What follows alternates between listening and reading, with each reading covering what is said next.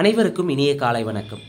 Olympia IAS academy சார்பாக அப்கமிங்காக வரக்கூடிய அதாவது 2026ஆம் ஆண்டு நடைபெறவுள்ள டிஎன்பிஎஸ்சி குரூப் 1லேருந்து குரூப் 4 வரைக்கும் பார்த்திங்கன்னா கம்பைன்டு டெஸ்ட் பேட்ச் போயிட்டுருக்கு.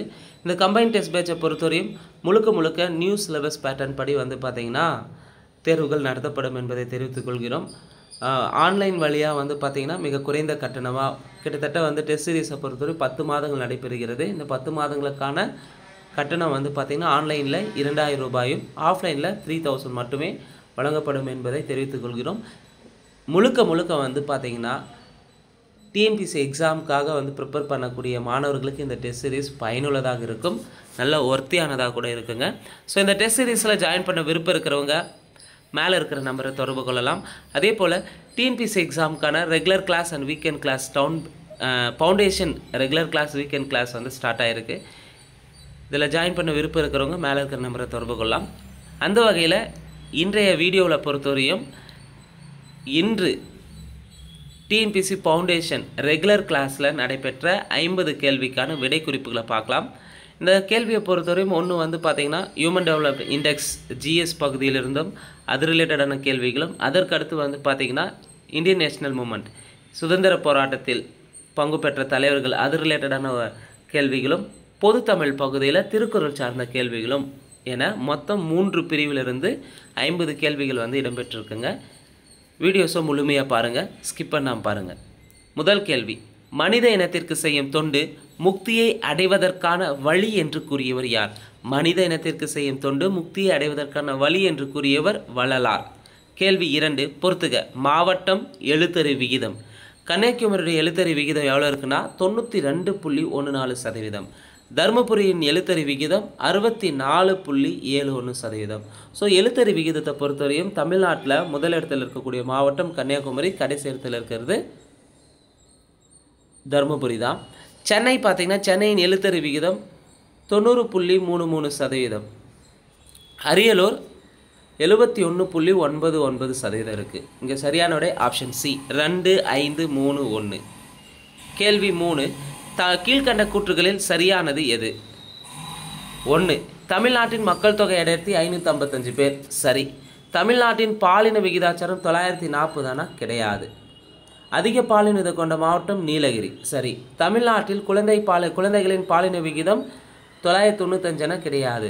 ஸோ தமிழ்நாட்டின் பாலின விகிதாச்சாரம் 995 வரும், குழந்தை பாலின விகிதம் தான் 940 வரும். அப்போ இங்கே கேள்வி என்ன கேட்டிருக்காங்க? கீழ்கண்ட கூற்றுகளில் சரியான எதுன்னு கேட்டிருக்காங்க. 1, 3 தான் சரி. கேள்வி 4, தமிழ்நாடு மற்றும் இந்தியாவின் எழுத்தறிவு விகிதத்தை தேர்ந்தெடு. தமிழ்நாட்டினுடைய எழுத்தறிவு விகிதம் 80.33%, இந்தியாவின் எழுத்தறிவு விகிதம் 73.45% இருக்குது. சரியான விடை ஆப்ஷன் டெல்லி. கேள்வி 5, வள்ளலார் எழுதிய உரைநடை நூல்களை தேர்ந்தெடு. 1, மனுமுறை கண்ட வாசகம், 2, ஜீவகாருண்ய ஒழுக்கம், 3, திருவருட்பா. இதில் வள்ளலார் எழுதிய உரைநடை நூல்கள்னாவே மனுமுறை கண்ட வாசகம், ஜீவகாருண்ய ஒழுக்கம். 1 மற்றும் 2 சரி. தொகுத்தது தான் திருவருட்பா, அது வராது, செயல் நூலில் வரும். கேள்வி 6, ஆங்கில ஆட்சியையும் திருவிதாங்கூர் அரசரின் ஆட்சியையும் முறையே வெள்ளை பிசாசுகளின் ஆட்சி என்றும் கருப்பு பிசாசுகளின் ஆட்சி என்றும் விமர்சித்தவர் யார்? ஆங்கிலேய ஆட்சியையும் திருவிதாங்கூர் அரசின் ஆட்சியையும் முறையே வெள்ளை பிசாசுகளின் ஆட்சி என்றும் கருப்பு பிசாசுகளின் ஆட்சி என்றும் விமர்சித்தவர் வைகுண்ட சுவாமிகள். கேள்வி 7, கீழ்கண்ட கூற்றுகளில் தவறானது எது? 4 ஆப்ஷனில் எது தவறுன்னு பார்த்தீங்கன்னா ஆப்ஷன் டெல்லி தான் தவறு. தமிழகத்தில் பயிர் செய்யப்படும் பரப்பளவில் பாசன வசதி பெற்ற பரப்பளவு 57% இருக்காங்க. ஸோ இங்கே தமிழ்நாட்டில் பயிர் செய்யும் பரப்பளவில் பாசன வசதி பெற்ற பரப்பளவு எத்தனை சதவீதம் இருக்குன்றதை கமெண்ட் பாக்ஸில் கமெண்ட் பண்ணுங்கள். முதல் 3 ஆப்ஷனும் சரியாக இருக்குது. தமிழகத்தின் பெரும் நீர் ஆதாரம் வடகிழக்கு பருவமழை. தென்னிந்தியாவின் 3வது பெரிய ஆறு காவேரி. காவேரி ஆற்றின் நீளம் 765 கிலோமீட்டர். பயிரிடப்படும் உணவு பயிர்களில் நெல் சாகுபடி தான் பெரிய அளவில் 30% பயிரிடப்படுகிறது. கேள்வி 8, இந்திய அளவில் பேணத்தகுந்த மேம்பாட்டு அறிக்கையை வெளியிடும் அமைப்பு எது? இந்திய அளவில் பேணத்தகுந்த மேம்பாட்டு அறிக்கையை வெளியிடும் அமைப்பு நிதி ஆயோக். கேள்வி 9, பேணத்தகுந்த மேம்பாட்டு அறிக்கையின்படி உலக அளவில் இந்தியாவின் நிலை மற்றும் மதிப்பெண் என்ன? பேணத்தகுந்த மேம்பாட்டு அறிக்கையில் உலக அளவில் இந்தியா 109வது இடத்திலும் மதிப்பெண்ணை பொறுத்தவரையும் 64 மதிப்பெண்ணை பெற்றிருக்கு. ஸோ சரியான விடை ஆப்ஷன் ஏ. கேள்வி 10. நிதி ஆயோக் வெளியிட்ட பேணத்தகுந்த மேம்பாட்டு அறிக்கையின்படி முதன்மையான மாநிலங்களில் தவறானது. நிதி ஆயோக் வெளியிட்ட பேணத்தகுந்த மேம்பாட்டு அறிக்கையில் முதன்மையான மாநிலங்கள் தவறானது பீகார். அதே கேரளா, தமிழ்நாடு, உத்தரகாண்டெல்லாம் முதன்மையான மாநிலங்களில் இடம்பெற்றிருக்கும். கேள்வி 11. தவறான இணை எது? ஸோ வள்ளலார் தொடங்கிய அமைப்புகளை சொல்லலாம். சமரச வேத சன்மார்க்க சங்கம் எப்போ தொடங்கியிருப்பார்னா 1856. இந்த சமரச வேத சன்மார்க்க சங்கம் 1856 இருந்தது. சமரச சுத்த சன்மார்க்க சங்கமாக 1865 மாறி இருக்கும். சத்திய ஞான சபை 1867 கிடையாது. ராமலிங்க அடிகள் பிறந்தது 1823. அப்போ சத்திய ஞான சபை எப்போ தொடங்கினாங்க அப்படின்றத ஆன்சர் தெரிஞ்சுங்க, கமெண்ட் பாக்ஸில் கமெண்ட் பண்ணுங்கள். இங்கே தவறான இணை ஆப்ஷன் சி. சமரச வேத சன்மார்க்க சங்கம் 1856, சமரச சுத்த சன்மார்க்க சங்கம் 1865, ராமலிங்க அடிகள் பிறந்தது 1823. கேள்வி 12. எந்த ஆண்டு திருவிதாங்கூர் அரசு வைகுந்த சுவாமிகளை கைது செய்தது? எந்த ஆண்டு திருவிதாங்கூர் அரசு வைகுந்த சுவாமிகளை கைது செஞ்சுருப்பாங்கன்னா 1838. கேள்வி 13. மக்கள் அனைவரையும் ஒன்றுபடுத்த துவையல் பந்தி அல்லது சமபந்தி முறையை தொடங்கி வைத்தவர்? வைகுண்ட சாமிகள், முத்துக்குட்டி, முடிசூடும் பெருமாள். இது அனைத்துமே சரிங்க.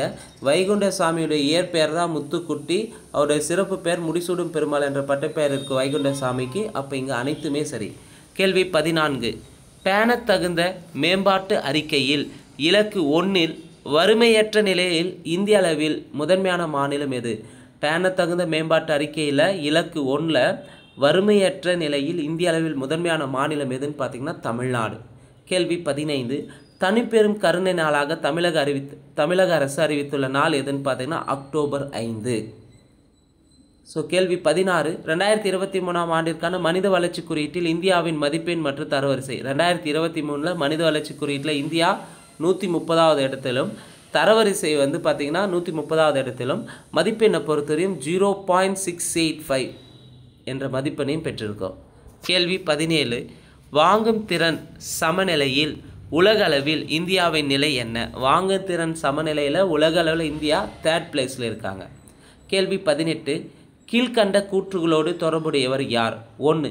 உருவ வழிபாடு சமய மூட நம்பிக்கையை எதிர்த்தவர். பல்வேறு சாதிகளைச் சேர்ந்த மக்களை ஒன்றிணைக்க சமத்துவ சமாஜம் எனும் அமைப்பை நிறுவினார். 3. பலி கொடுக்கும் சமய சடங்குகளை எதிர்த்தவர். 4. நிழல் தாங்கல்கள் எனும் வழிபாட்டு தலத்தை தோற்றுவித்தவர். ஸோ இந்த 4 கூற்றுக்கும் தொடர்புடையவர் வைகுந்த சாமிகள். ஸோ வைகுந்த சாமி பார்த்திங்கன்னா உருவ வழிபாடு சமய மூட நம்பிக்கை எதிர்த்திருப்பார்.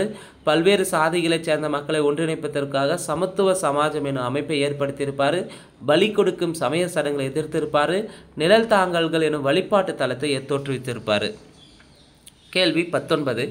வைகுந்த சுவாமிகளின் வாழ்க்கை வரலாறு மற்றும் கருத்துக்களை ஒன்று திரட்டி அகில திரட்டி எனும் நூலை எழுதியவர்? வைகுந்த சுவாமிகளின் வாழ்க்கை வரலாறு மற்றும் கருத்துக்களை ஒன்று திரட்டி அகில திரட்டி எனும் நூலாக எழுதியவர் யார்னா ராமகோபால். கேள்வி 20. மனிதவள மேம்பாட்டு அமைச்சகத்தின் தலைமையகம் எங்கு அமைந்துள்ளது?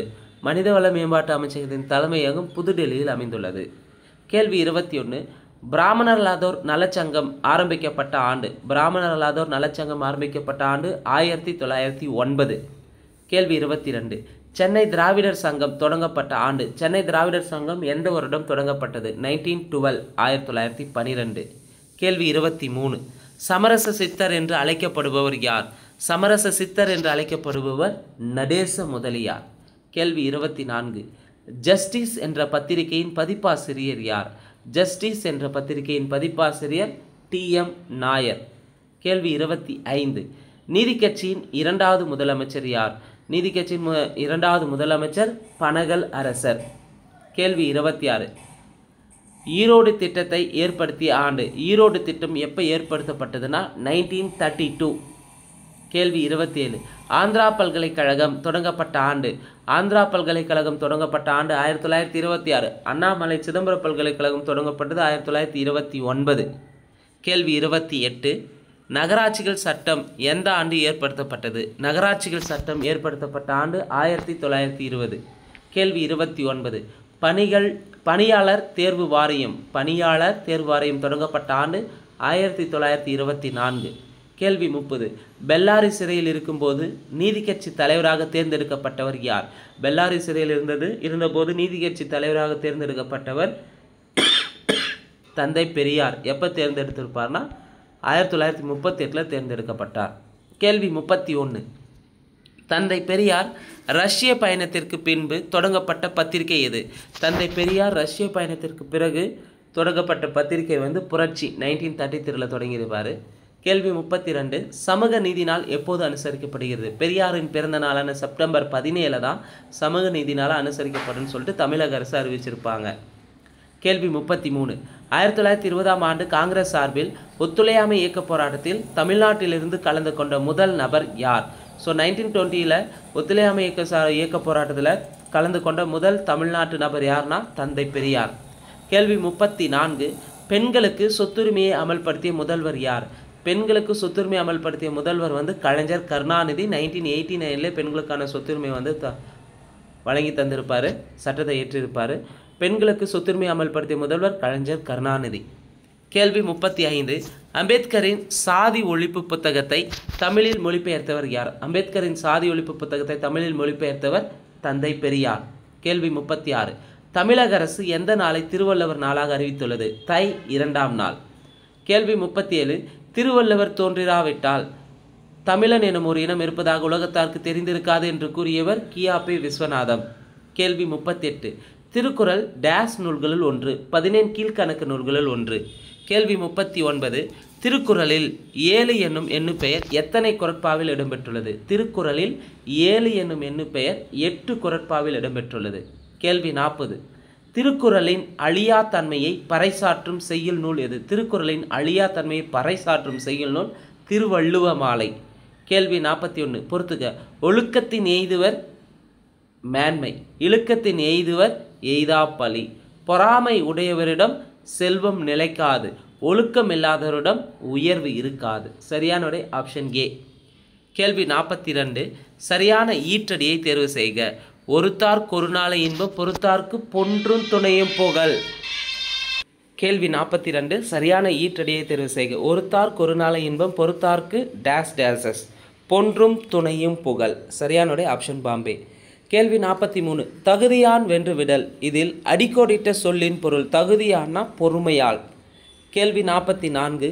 கல்லார் அறிவிலாதார் என்று கூறும் நூல் எது? கல்லார் அறிவிலாதார் என்று கூறும் நூல் திருக்குறள். கேள்வி 45. வறுமை வந்த காலத்தில் டேஸ் குறையாமல் வாழ வேண்டும். வறுமை வந்த காலத்தில் ஊக்கம் குறையாமல் வாழ வேண்டும். கேள்வி 46. திருக்குறளில் 2 முறை வரும் அதிகாரம் எது? திருக்குறளில் 2 முறை வரும் அதிகாரம் குறிப்பறிதல். கேள்வி 47. திருக்குறள் என்பது என்ன ஆகுப்பெயர்னா அடையெடுத்த கருவியாகு பெயர். திருக்குறள் என்பது அடையெடுத்த கருவியாகு பெயர். கேள்வி 48. நச்சுப்படாதவன் செல்வம் நடுவுருள் நச்சு மரம் பழுத்தற்று. இக்குறளில் இடம்பெற்றுள்ள அணி யாது? ஓமை அணி. கேள்வி 49. திருக்குறளை ஆங்கிலத்தில் மொழிபெயர்த்தவர் யார்? G U Pope. லத்தீனில் வீரமாமுனிவர் மொழிபெயர்த்திருப்பார். பல கற்றும் கல்லாதவராக கருதப்படுவர் யார்? 50வது கேள்வி. பல கற்றும் கல்லாதவராக கருதப்படுவர் யார்னா உயர்ந்தாரோடு பொருந்தி வாழும் கல்வியை கல்லாதவரை பல கற்றும் கல்லாதவராக கருதப்படுகிறார் வள்ளுவர். சரியான விடை ஆப்ஷன் டெல்லி. இந்த வீடியோவை பொறுத்தவரையும் டெஸ்ட் 2 ரெகுலர் பேட்சுக்கான டெஸ்ட் 2க்கான கீ ஆன்சரை நம்ம முழுமையாக பார்த்துருப்போங்க. நிச்சயமாக இந்த 50 கேள்வியும் உங்களுக்கு அப்கமிங்காக வரக்கூடிய எல்லா போட்டித் தேர்வுகளுக்கும் பயனுள்ளதாக இருக்கும். அது குரூப் 1, குரூப் 2, 2A, அடுத்து வந்து குரூப் 4, நெக்ஸ்ட்டு வந்து பார்த்திங்கன்னா டிஎன்பிசி எக்ஸாமை தவிர்த்து டெட்டு, பிஓ எக்ஸாம்ஸ் எல்லா தேர்வுக்குமே பொருத்தும் வகையில் வந்து பார்த்திங்கன்னா மாதிரி தேர்வுகள் வழங்கப்பட்டு வருகிறது. ஒரே டெஸ்ட் சீரீஸ் தான். ஸோ இந்த டெஸ்ட் சீரீஸை பொறுத்தவரையும் நிச்சயமாக வந்து உங்களுக்கு பயனுள்ளதாக இருக்கும். நெக்ஸ்ட் 2026 உங்களுடைய அரசு பணியை கனவாக்குதல் இந்த டெஸ்ட் சீரீஸ் மிக முக்கிய பங்கு வகிக்கும் என்பதை தெரிவித்துக் கொள்கிறோம். நன்றி, வணக்கம்.